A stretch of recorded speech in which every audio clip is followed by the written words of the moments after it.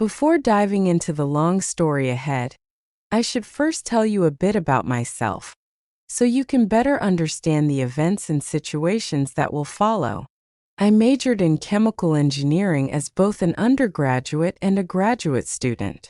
After earning my degrees, I joined a company and worked as a researcher for several years. But at some point, my desire to explore a completely new field began to outweigh my motivation to stay in that job. Eventually, I quit and left for Japan to study in the Department of Energy Sciences at the Tokyo Institute of Technology. At the time, my focus was on fuel cells, cutting-edge technology that generates energy without producing carbon dioxide. Japan was one of the leading countries pushing the frontiers in this field, and I was eager to be part of it.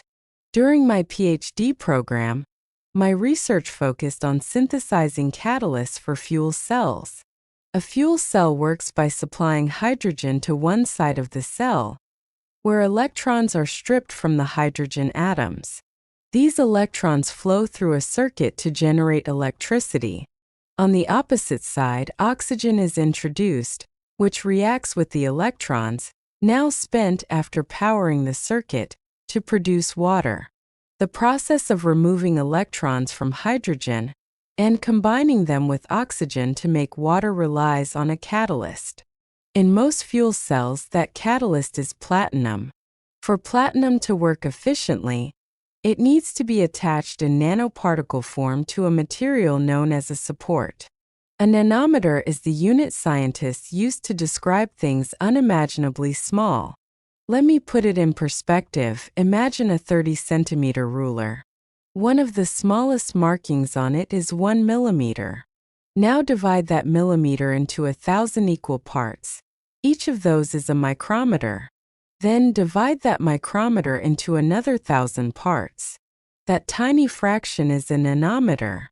My research task was to attach platinum particles, each just a few nanometers in size, evenly and beautifully across the surface of the support material. To attach platinum more effectively, I used a novel material as the support, the carbon nanotube. This material was first reported in academia in 1991 by Dr. Sumio Iijima. Although there has been some debate about who first discovered carbon nanotubes, the academic community generally recognizes Dr. Iijima as the discoverer, as he was the first to conduct systematic research and publish his findings. I'll skip the details here, as they fall outside the scope of this story.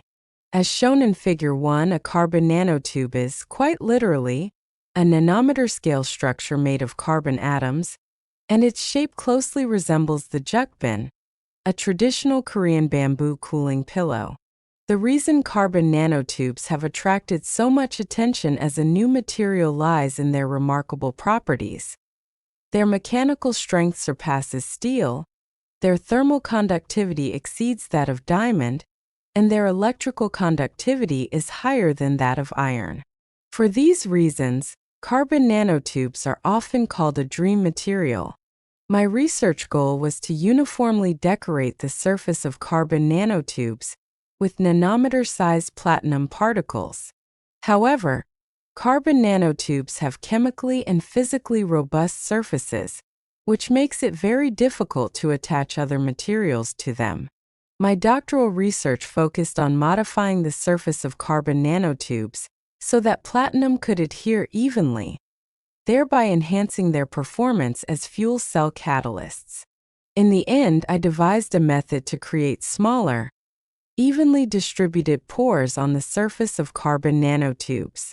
This not only increased their specific surface area but also activated their surfaces, allowing platinum to bind uniformly and improving the catalytic performance of the fuel cell. Thanks to these research results, I was able to complete my PhD in just 3 years. Moreover, my method for creating evenly spaced pores on carbon nanotubes was introduced in Japanese in the Nikkei Sanjo Shimbun on June 18, 2014, and in English in the online edition of Nikkei Asia. After completing my PhD, I began working as a researcher at the same university. When I first went abroad, my plan was simple: study fuel cells, then return to Korea and continue the same line of research. But life has a curious way of steering us away from our original plans. At the time, the Kyoto Protocol, a revised international agreement aimed at regulating and preventing global warming, was in effect.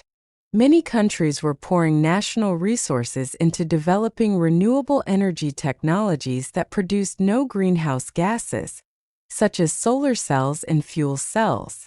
However, in a rather unconventional move, the Korean government, led by the president at the time, concentrated its resources on nuclear power generation, which also produces no greenhouse gases. This shift completely upended my expectations, and as a result, the number of institutions in Korea conducting fuel cell research did not grow significantly. In truth, it is quite rare for researchers to continue working on the exact same topic they studied during their doctoral program. I was well aware of this reality. Still, I wanted to make use of the expertise I had worked so hard to develop. Then one day, I came across a job posting on the academic recruitment site highbrain.net. Korea University was hiring a research professor to work on flexible displays and electronic devices using carbon nanotubes. It wasn't the fuel cell research I had envisioned, but it did involve carbon nanotubes, and since I needed to work in Korea, I had to give it serious consideration. I applied for the position. In the first round, I gave a presentation before a panel of Korean professors and passed. In the second round, I presented to foreign professors who had come from the Max Planck Institute in Germany.